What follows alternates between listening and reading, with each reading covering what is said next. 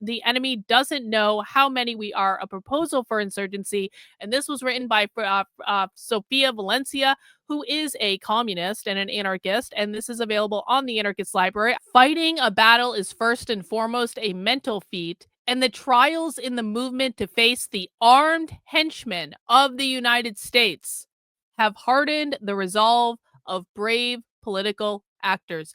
So they can mitigate a rough situation, help people in a one-off crisis, or show solidarity, but no recent attempt has presented a way to win a war against humanity waged by the US government.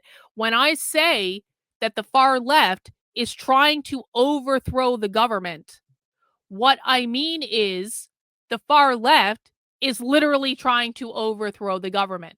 This is an entire tactical plan about how to overthrow the United States government. Armed with this knowledge and committed to seeing a revolution through, a nascent movement would have the capacity to build a force that can overturn the state and capitalism while constructing liberatory communities for the future. Liberatory communities mean communes, they mean communist societies. The state and capitalism, insofar as the far left is concerned, remember, they're talking about the United States. They're talking about the United States government. When they say the state, they are using that term interchangeably with capitalism. That's why they're using it together there. Because the state for them, again, the state means the United States government, the United States Constitution. The state is a manifestation of capitalism because the state upholds capitalist values. Does everyone understand why? They basically believe that the United States Constitution was just created to protect the property rights of the bourgeois, of the oppressors. Therefore, you cannot have Marxism without overthrowing the government, abolishing the Constitution. So therefore, when they're talking about the state, they view that synonymously with capitalism because they believe that capitalism very literally created the United States government. Capitalism created the United States Constitution. Those institutions only exist because of capitalist values. But it's going to be very important for people to understand this because the left's number one enemy is always capitalism, which they define as private property ownership, your ability to own a home, land, apartment rental, intellectual property, business, whether or not that business is big or small, parental rights are a form of private property, et cetera, et cetera. So they believe that the state only exists to uphold the private property ownership rights of those things. And they don't want private property ownership, bourgeois property to exist. And so therefore they need to abolish the state. So when they're talking about that in this, I want to make sure everyone is very, very, very, very, very clear about what they mean. The question isn't if the movement should start a war with the state, capitalism. The war is already here. It's very important people understand the mentality of this. They believe, the far left believes, they are already in a war. They are already in a war. They are fighting for their survival. They're fighting for the survival of their friends, fighting for the survival of their communities. That's why they're so passionate about what they're doing when it comes to ICE. They're fighting for their survival. They are in a literal war against the oppressors that want them dead. Now, is any of that true? No, probably not, but that's not the point. So I don't want to see any debunking. That's not the point. The point is that is what they believe. That is the mentality they are coming into this with. And that is why they are more likely to take action because they're coming from a place where they very literally believe that they will not survive and their friends will not survive and their family will not survive and all their loved ones will not survive if they don't take revolutionary action.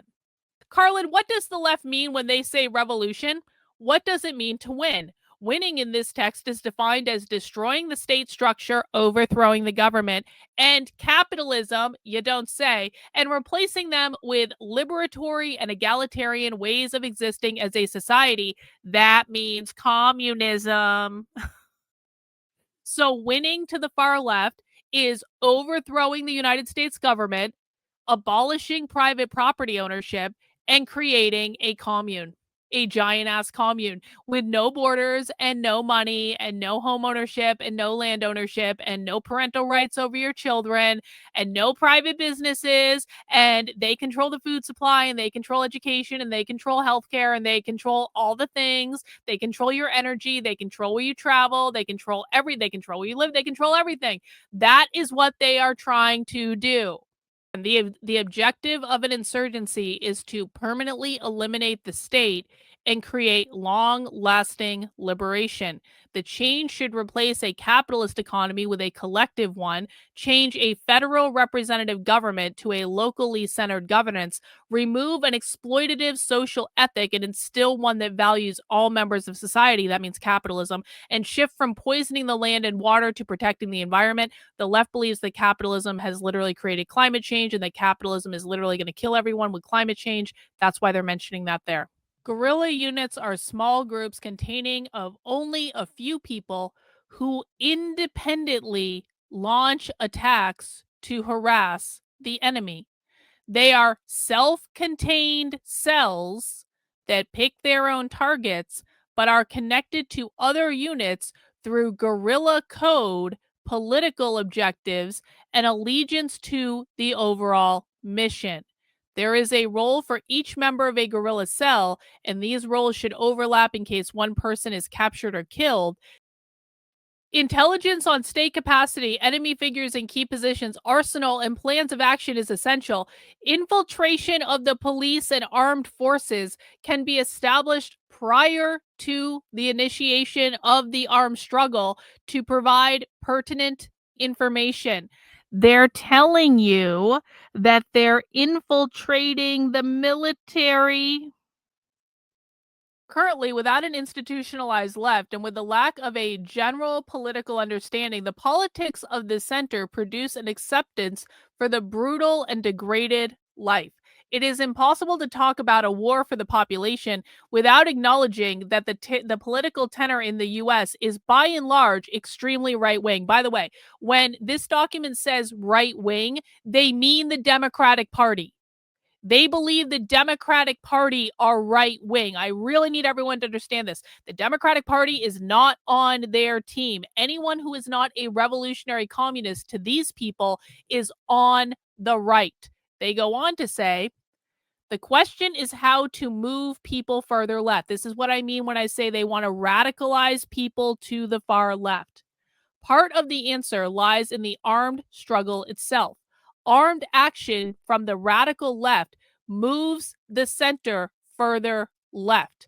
It galvanizes people, forcing them to take sides, and it creates a new pole of far left politics. When the seriousness of the demands is expressed by the requisite force to achieve it, it is more convincing than rhetoric. What they are saying is, and we saw this is not the only, we saw this in the Crime Think article the other day. The Crime Think article said almost exactly the same thing. The Crime Think article, Crime Think is Antifa's publishing arm for people who don't know. The Crime Think article basically said, you guys think that it's going to hurt us to engage in violent direct action, but in fact, history proves that violent direct action actually helps us. They said the exact same thing.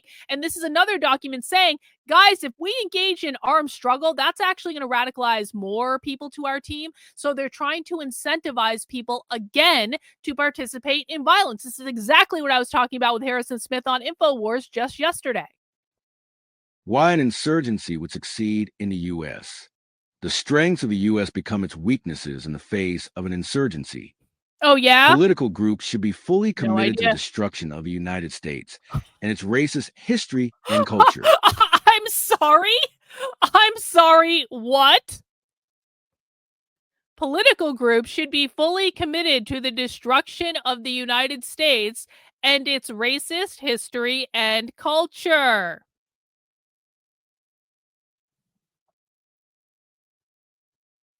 I'm sorry, what?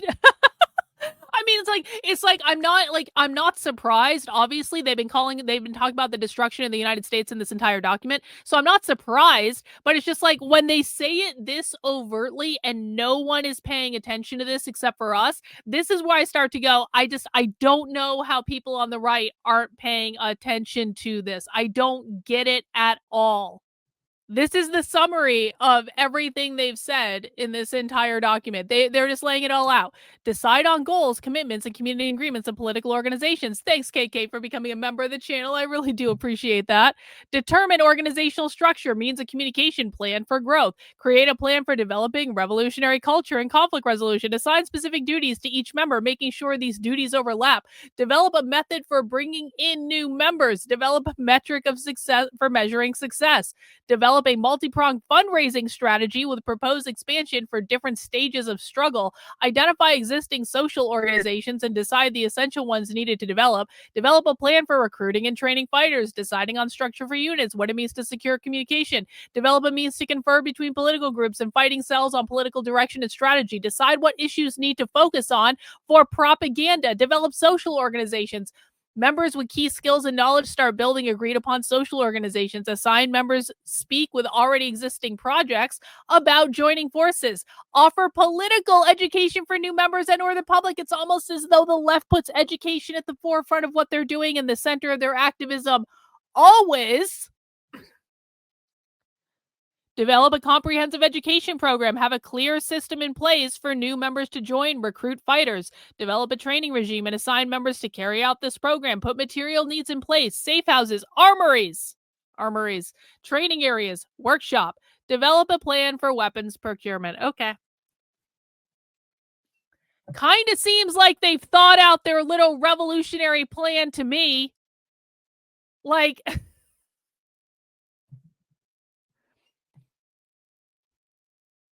great. Okay, let's do the last part of the document. We're almost done. Anarchists until we meet.